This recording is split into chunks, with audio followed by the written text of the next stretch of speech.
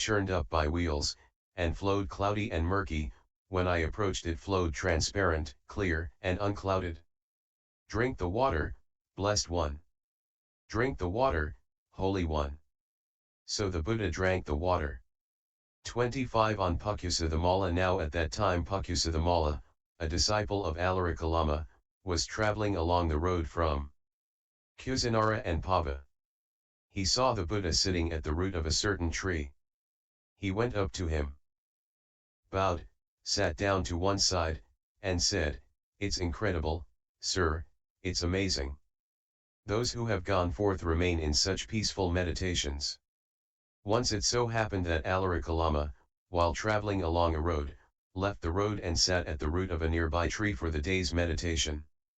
Then around 500 carts passed by right next to Alarikalama. Then a certain person coming behind those carts went up to Alarikalama and said to him, "Sir, didn't you see the 500 carts pass by?" "No, friend, I didn't see them." "But sir, didn't you hear a sound?" "No, friend, I didn't hear a sound." "But sir, were you asleep?" "No, friend, I wasn't asleep." "But sir, were you conscious?" "Yes, friend." "So, sir, while conscious and awake you neither saw nor heard a sound as 500 carts passed by right next to you. Why sir, even your outer robe is covered with dust." "Yes, friend." Then that person thought, "It's incredible, it's amazing. Those who have gone forth remain in such peaceful meditations, in that, while conscious and awake he neither saw nor heard a sound as 500 carts passed by right next to him." And after declaring his lofty confidence in Alarikalama, he left. What do you think, Pukkusa? Which is harder and more challenging to do while conscious and awake, to neither see nor hear a sound as 500 carts pass by right next to you? Or to neither see nor hear a sound as it's raining and pouring, lightnings flashing, and thunders cracking? What do 500 carts matter, or 600, or 700, or 800, or 900, or 1,000, or even 100,000 carts? It's far harder and more challenging to neither see nor hear a sound as it's raining and pouring, lightnings flashing, and thunders cracking. This one time, Pukkusa, I was staying near Attuma in a threshing hut. At that time it was raining and pouring, lightning was flashing, and thunder was cracking. And not far from the threshing hut 2 farmers who were brothers were killed, as well as 4 oxen.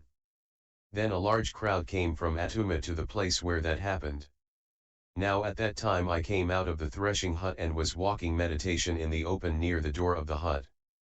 Then having left that crowd, a certain person approached me, bowed, and stood to one side. I said to them, "Why, friend, has this crowd gathered?" "Just now, sir, it was raining and pouring, lightning was flashing, and thunder was cracking. And 2 farmers who were brothers were killed, as well as 4 oxen. Then this crowd gathered here." "But sir, where were you?" "I was right here, friend." "But sir, did you see?" "No, friend, I didn't see anything." "But sir, didn't you hear a sound?" "No, friend, I didn't hear a sound."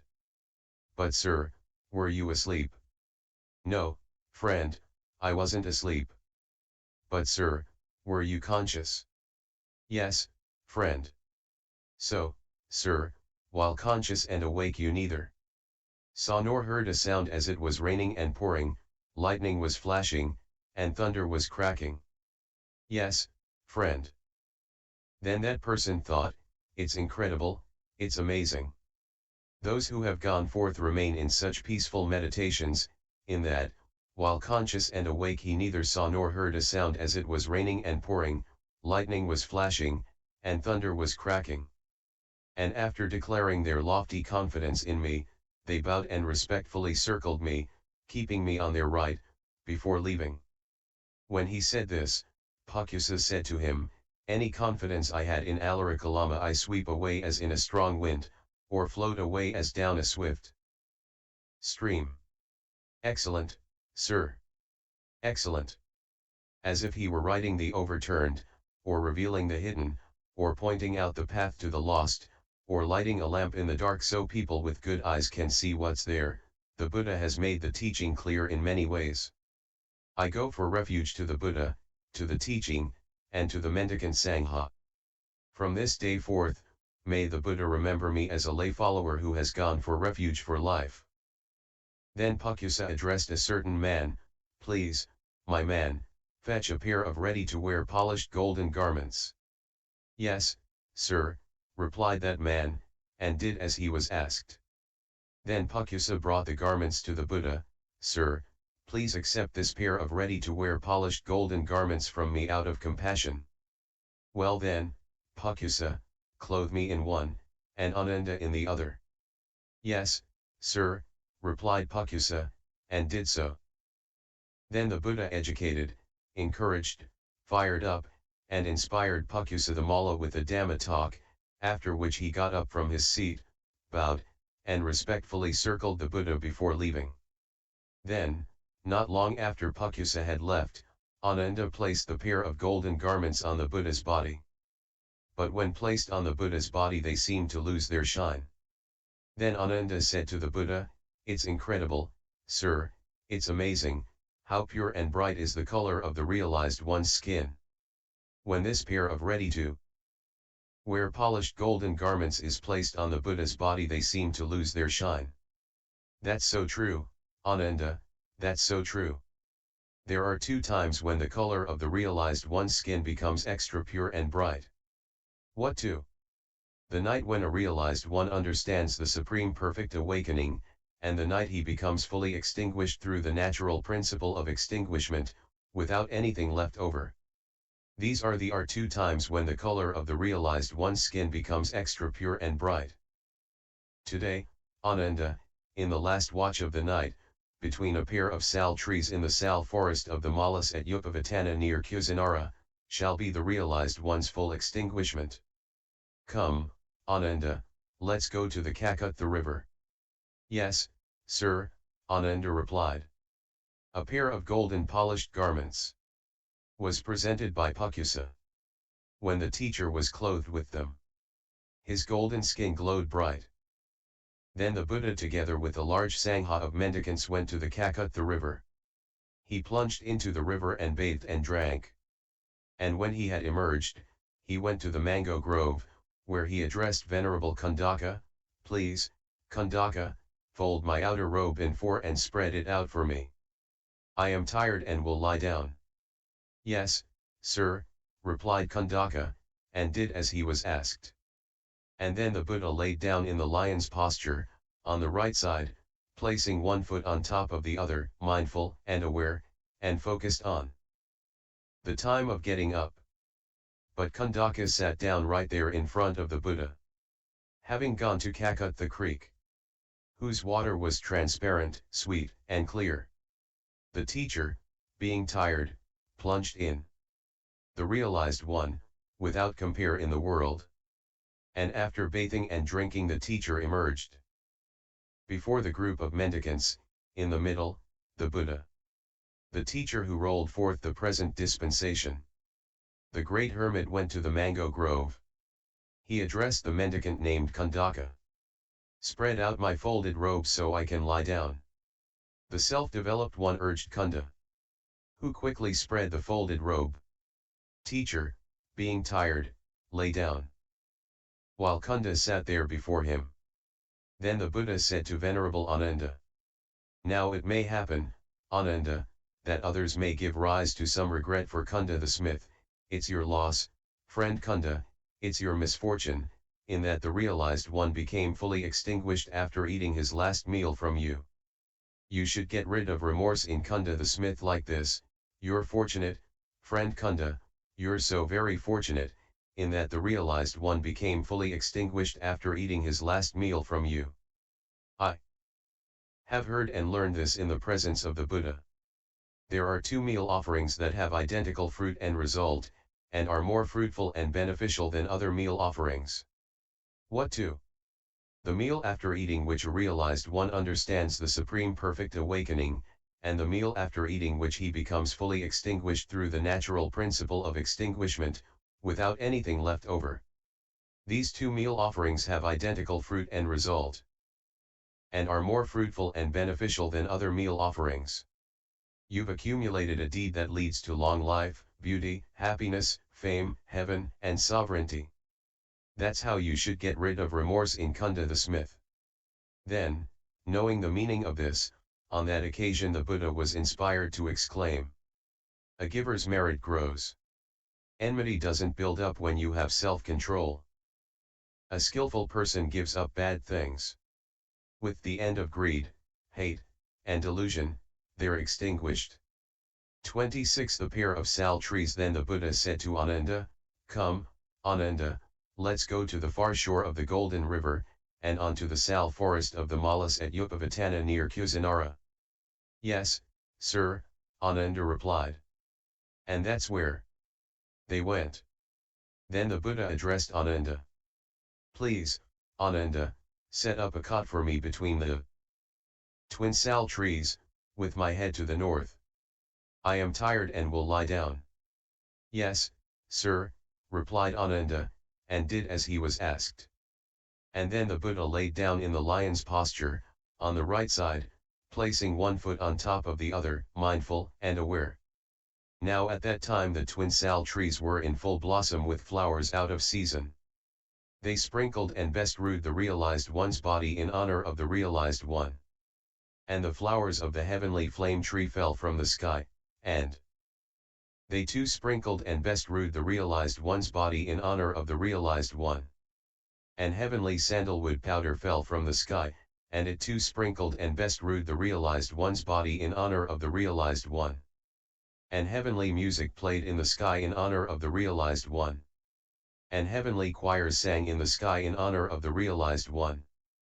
Then the Buddha pointed out to Ananda what was happening, adding, "That's not how the realized one is honored, respected, revered, venerated, and esteemed. Any monk or nun or male or female lay follower who practices in line with the teachings, practicing properly, living in line with the teachings, they honor, respect, revere, venerate, and esteem the realized one with the highest honor. So Ananda, you should train like this.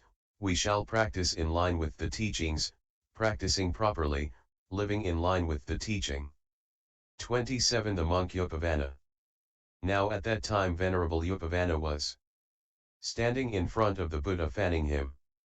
Then the Buddha made him move over, mendicant, don't stand in front of me. Ananda thought, this Venerable Upavanna has been the Buddha's attendant for a long time, close to him, living in his presence. Yet in his final hour the Buddha makes him move, saying, "Move over, mendicant, don't stand in front of me." What is the cause, what is the reason for this? Then Ananda said to the Buddha, this Venerable Upavanna has been the Buddha's attendant for a long time, close to him, living in his presence. Yet in his final hour the Buddha makes him move, saying, "Move over, mendicant, don't stand in front of me."